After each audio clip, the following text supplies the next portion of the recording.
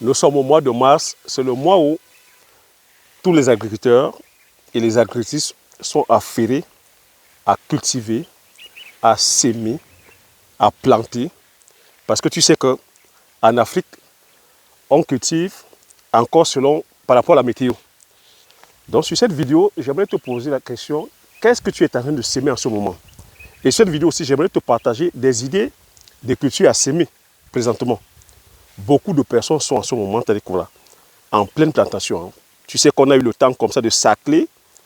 On a brûlé, pour ceux qui font la culture sur brûlis, on a préparé le terrain en attendant les pluies. À l'heure où je te parle, qu'on a eu énormément de pluie au village. Tu vois, je suis avec mon impère. La pluie s'est calmée. Donc sur cette vidéo, je vais partager avec toi les idées de culture que tu pourras comme ça lancer pour ce mois de décembre. Ici, il va s'agir des cultures vivrières, donc les cultures de saison. Donc reste sur le bout de la vidéo afin que je puisse partager avec toi ce que nous sommes en train de faire présentement, c'est-à-dire que sur le terrain, les cultures que nous sommes en train de lancer là présentement. Donc, bonjour, bienvenue sur la chaîne. Si tu me découvres pour la première fois, je m'appelle Thierry Toukou. Sur la chaîne, je parle d'entrepreneuriat, je parle d'investissement, je parle d'agriculture, je parle d'élevage. Le but de la chaîne est ici afin de valoriser et vulgariser les produits du terroir africain. Si j'ai créé la chaîne, c'est afin de te partager mes astuces et techniques business, de partager mon mindset, afin de t'aider dans tes réalisations ou soit dans tes futures réalisations. Je suis entrepreneur agricole sur des spéculations telles que le poivre du Cameroun, comme on appelle le poivre de Penja, qui a reçu son label Indication géographique protégée en 2013, sur la culture du palmier à huile, sur la culture du Grissinondon et l'autre, comme on appelle AP au Sonderson, avec pour finalité de créer une marque spécifique à nous, dont on mettra sur le marché physique et sur le marché virtuel. Donc, si tu es intéressé aussi par tout ce qui est formation, donc grosse nouveauté, nous sommes déjà en plein tournage des formations. On a déjà tourné la formation que sur la culture du poivrier. Si tu es intéressé par cette formation-là, n'hésite pas de m'envoyer le mail, c'est-à-dire de prendre le lien du mail sous la barre de description. Tu m'envoies le mail, tu me dis Thierry, je suis intéressé. La formation est déjà dans la boîte. Tu as apprécié que pour les personnes qui sont intéressées par les formations, nous sommes en plein dedans, en plein tournage. Donc, sans plus tarder, je vais partager avec toi ce que nous sommes déjà en train de faire. Hein. Là, je suis sur le site. Tu sais l'habitude, le site qu'on a acquis qui est tout près de la maison. Tu sais, ici, il y avait un précédent Ignam, il y avait Patate, il y avait Macabo, il y avait Taro. Si tu remarques bien, on a déjà commencé avec les pistaches, qui sont les graines de couche. Tu vois, on a déjà sémé, hein? C'est déjà en train de germer. Donc, je vais te montrer comment nous sommes encore en train de procéder. Ça, c'est ce qu'on a sémé, c'est-à-dire qu'il y a la semaine dernière. Hein? Tu vois comment c'est déjà en train de germer. C'est maintenant qu'il faut faire les choses parce que les pluies ont déjà commencé. On a déjà comme ça une vague de 6 ou 7 pluies. Tu vois, on a déjà sémé comme ça un peu partout. Tu vois, on a sémé. Tu vois qu'au fond, là-bas, il y a le manioc. Tu sais que le manioc va sur un cycle de 12 mois. Ça, c'est le manioc qu'on a sémé, c'est-à-dire l'année dernière. Donc, ça va sur un cycle de 8 à 12 mois. Ici, il y avait un précédent, comme je disais, igname. On a déterré les ignames. Là, nous sommes en train de sémer les pistaches, les graines de couche. Donc, ça peut te donner des idées. Tu peux sémer les pistaches aujourd'hui. Tu peux même faire les graines de couche. Tu peux sémer aussi l'igname, parce qu'on va aussi mettre de l'igname. Tu peux conduire le manioc. Tu peux conduire tout ce qui est, je veux dire, culture, c'est-à-dire que de saison. Tu peux mettre des légumineuses, telles que le sisang, les béwolais, le folon. Tout ce que tu vois présentement là, c'est les pistaches. Hein. C'est les pistaches. Donc, on dit pistache, mais c'est graines de couche. Tout ça, c'est les pistaches, tu vois. C'est le pistache. Et l'avantage ici, c'est quoi? C'est que nous faisons l'association de culture. Tu vois que sur un même espace, on va mettre le pistache. On viendra, c'est-à-dire que mettre aussi même le melon. On peut mettre aussi à côté le manioc. On pourra mettre le macabo. On va mettre aussi, c'est-à-dire que l'igname. C'est ça le processus, l'association de culture. Donc, je vais aussi te montrer cette légumineuse qui est le haut-corbon. Donc, excusez-moi, je ne vais pas vous donner le nom latin ou le nom scientifique, mais nous, ici, on appelle ça le haut-corbon. Donc, nous sommes aussi en train de s'aimer. C'est un légume, donc c'est des feuilles, et c'est des feuilles qui sont comestibles. Hein. Donc, c'est une liane qui est rampante. Lorsqu'on sème la graine, je vais vous montrer à quoi ressemble la graine. Hein. La graine ressemble à ceci. Vous voyez? Est-ce que vous voyez? La graine ressemble un peu à ceci. Est-ce que vous voyez la graine là? Comme ça. Je ne sais pas si Voilà. La graine ressemble à ceci. Voilà. C'est ça la graine. Ou si je mets par terre, voilà. C'est à ça que ressemble la graine. Donc c'est une légumineuse. C'est une liane qui est rampante. Et c'est les feuilles qui sont comestibles. Donc ça s'appelle un corbon. Donc nous sommes aussi en train de s'aimer. Vous voyez que sur un petit espace, on peut comme ça mettre une diversité de cultures. Et j'ai coutume à vous dire que le rendement doit se mesurer au mètre carré. Vous voyez, ça c'est l'igname. Hein? C'est l'igname qui est en train de bourgeonner là. Ça c'est l'igname. Et vous voyez à côté, il y a les graines de courge. On pouvait mettre à côté le manioc. On pouvait mettre à côté le macabo. On pouvait mettre à côté même le taro. Vous voyez qu'au mètre carré, on récolte et l'igname, les graines de courge, le pistache. On peut récolter le manioc là. On peut récolter le macabo. C'est comme ça que vous devez calculer le rendement. Alors qu'avec les cultures intensives, si on n'avait que uniquement, admettons, les graines de courge là, on ne récolterait que les graines de courge au mètre carré, ce qui n'est pas rentable. Ce qui n'est pas du tout rentable. Et c'est pour cela que lorsqu'on va se lancer dans les cultures intensives et mécanisées, chimiques, vous voyez que derrière, on ne gagne pas assez parce que on n'enrichit que l'industrie de la mécanique, on enrichit l'industrie chimique, on enrichit l'industrie pétrolière. Or que quand c'est comme ça, on travaille sur un petit périmètre carré, le travail peut être manuel. En ce moment, on est en pleine inflation du pétrole. Les cultures ici, on ne dépend pas du pétrole. Le prix ne sera pas fixé par rapport au pétrole. Or que lorsque tu vas vers la mécanisation, vers l'intensification, tu es obligé de fixer le prix par rapport au pétrole. Nous sommes en Afrique. Avec, c'est-à-dire que la crise économique, beaucoup de personnes ne travaillent pas. Quels sont ceux qui pourront, c'est-à-dire que payer les denrées calquées par rapport au coût du pétrole? Nous sommes déjà en train de le vivre là en plein dedans. Même en Occident, ce n'est pas donné. Vous imaginez encore en Afrique? Vous avez vu avec la crise ukrainienne, ce que nous sommes en train de vivre. Avec la crise sur le pétrole, ce que nous sommes en train de vivre. Les prix sont en train de flamber. Beaucoup de bourses, beaucoup de personnes n'arrivent pas à suivre. Beaucoup de producteurs qui dépendent de la grande mécanisation déposent bilan parce que le pétrole coûte énormément cher. Celui qui est sur son tracteur, puisqu'il dépend du pétrole, s'il n'a pas le pétrole, il ne peut pas monter son tracteur. S'il monte sur son tracteur, le coût de production sera élevé. Et au finish, c'est le consommateur qui trinque. Donc on se doit aujourd'hui, je veux dire, de valoriser telles que les pratiques, de faire attention à nos pratiques, parce que nous avons encore des pratiques.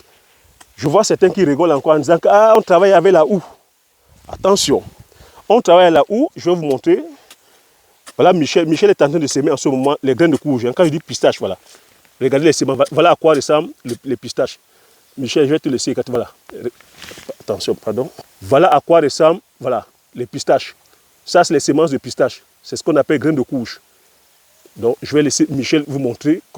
Michel, comment tu fais? Tu mets les semences, c'est quoi? C'est 2 graines par pocket et c'est 4 ou 5. 4 ou 5 hein, par pocket, voilà. Voilà, vous voyez? Et là, il referme. Regardez le geste de la houe. Michel, avec la houe, ne perturbe pas le sol. La houe ne va même pas à 2 cm, même à 3 cm. Alors qu'avec un tracteur, avec les fourches du tracteur vont à plus de 50 cm, 60 cm. Regardez, ils ne perturbent pas du tout le sol. Ils ne perturbent pas la vie microbienne des sols. Avec la fourche du tracteur va à plus de 60 cm. Ça va retourner la terre, ramener les micro-organismes qui sont anaérobiques, qui n'ont pas besoin de lumière ni d'oxygène. Ça les ramène en surface. Et ça ramène ceux qui sont aérobiques, qui ont besoin d'oxygène et de lumière. Ça les ramène par terre. C'est comme ça que ça tue la vie microbienne. Et quand ça tue la vie microbienne, c'est un sol qui meurt. Regardez, parfait exemple. Regardez, le champignon, le mycélium. Quand vous trouvez le mycélium sur un champ, un sol comme ça, c'est un sol qui est vivant. Le mycélium, c'est, je veux dire, quand tu as le mycélium sur ton sol, ça veut dire que ton sol est vivant. Les sols labourés par tracteur, vous n'allez pas trouver le mycélium. Parce qu'on vient perturber, on vient casser les agrégats. C'est quoi le rôle de ce mycélium? C'est quoi le rôle de ce champignon? C'est lui qui broie la matière organique là. Tu vois, toute cette matière végétale là, tout ça, c'est le champignon qui broie. Et le champignon, en retour, fait quoi? Avec la peau, avec les plantes. Michel est en train de s'aimer le pistache. Le pistache, qui est une légumineuse qui séquestre l'azote, qui sait capter l'azote. Le pistache, sachant faire la photosynthèse, va nourrir le mycélium. Tu vois, le champignon n'a pas de feuillage, n'a pas de feuilles. Le champignon ne fait pas de photosynthèse. Donc, le pistache qui sera ici, bientôt l'igname qui sera là, ou le macabo qui sera là, comme eux, ils font la photosynthèse, séquestrent, c'est-à-dire quoi là, sécrètent la sève, avec la sève, vont nourrir le champignon. Le champignon, lui, en retour, ce champignon est capable, avec ses filaments, parce que là, vous ne voyez pas, hein, il y a plusieurs filaments, peut aller chercher de l'eau, peut aller chercher plusieurs nutriments et nourrir aussi en retour les plantes qui sont autour. Ça s'appelle, ils fonctionnent en symbiose. Le champignon nourrit la plante nourrit le champignon, parce que le champignon, lui, il ne peut pas faire la photosynthèse. Elle n'est pas belle la vie, elle n'est pas belle la nature. Alors quand tu viens avec ton tracteur de façon barbare, tu viens casser ce système-là, tu vois? C'est un système qui est naturel et qui ne te demande pas de dépendre de l'engrais chimique et tout ça. Parce que la nature est déjà bien faite. Il y a déjà de l'azote, comme je vous dis des fois en l'air, il y a des plantes qui savent fixer l'azote, telles que le pistache que nous sommes en train de semer là, tel que le haricot, tel que tu as tout ce qui est légumineuse, l'arachide, le soja, toutes ces cultures-là, les légumineuses-là, savent séquestrer l'azote, les gars. Séquestrer l'azote. Quand tu sais ça, tu ne peux qu'associer tes cultures. En ce moment, ces cultures fonctionnent en symbiose. Tu as vu le champignon que je t'ai montré?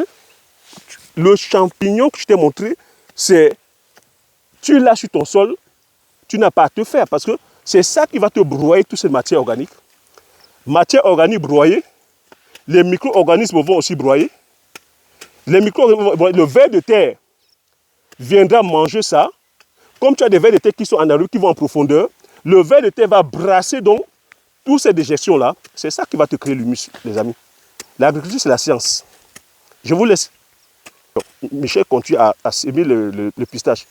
Après le pistache, Michel, qu'est-ce qu'on va, on va enchaîner sur quoi? Nous enchaînerons avec l'igname. Avec l'igname, hein? L'igname et du macabo. D'accord. Donc tu confirmes que là on a déjà mis quoi? Pistache, après tu vas enchaîner igname, macabo. Igname, macabo. Voilà. Même espace, hein? Même espace. Voilà. Est-ce que ça te pose problème tel que lors des récoltes? Pas du tout. Pas de voilà.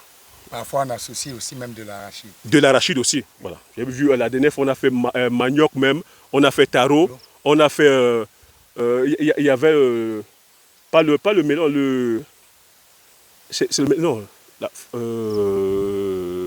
watermelon, non, c'est pas le watermelon. Nous avions, c'était le watermelon. Le watermelon, non, voilà, il y avait tout ça, tout ça. Et ça se récolte facilement, il n'y a pas de compétition. Tout au contraire, ça produit abondamment. L'igname, on a fait une vidéo de récolte, on récoltait les ignames. La production était énorme. Mais regardez la superficie.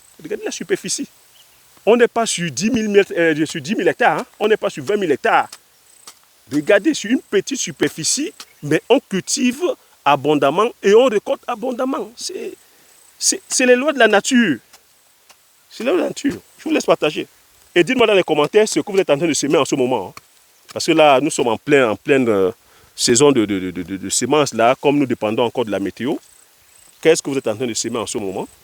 C'est les graines de courge. Là, c'est les graines de courge. Je suis en train de poser la question aussi aux abonnés, puisque les personnes aussi qui sont passionnées d'agriculture.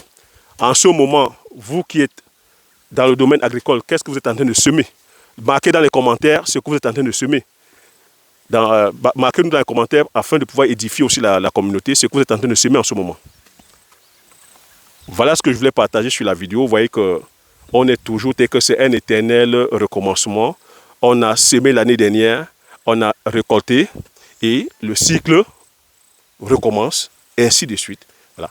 Voilà. On continue, on reprend encore les semences. Comme c'est les cultures saisonnières, les cultures certains vont sur 3 mois, d'autres vont sur 8 mois, d'autres sur 12 mois, comme le manioc. Tu vois, le cycle, c'est un éternel recommencement. C'est un éternel recommencement. Je continue à partager avec vous. Hein. Vous voyez les champignons partout. Regardez comment ça se développe partout. Quand vous voyez comme les champignons comme ça, dites-vous Alléluia. Hein. Le sol est vivant. Le sol est vivant. Le sol est vivant. Donc, voilà. Je voulais partager avec vous en direct hein, les semences. Nous sommes là en train de semer parce que on profite du fait que la pluie arrive. C'est au mois de mars. Il faut semer rapidement. C'est-à-dire voilà. Enfin que certaines cultures bénéficient, c'est-à-dire voilà, justement de la pluie, non? Comme nous dépendons encore, je répète, de la météo, nous n'avons pas les systèmes, c'est-à-dire que voilà, automatisés, c'est-à-dire que d'irrigation, on dépend de la pluie et voilà comment on sème, les gars, voilà comment on sème.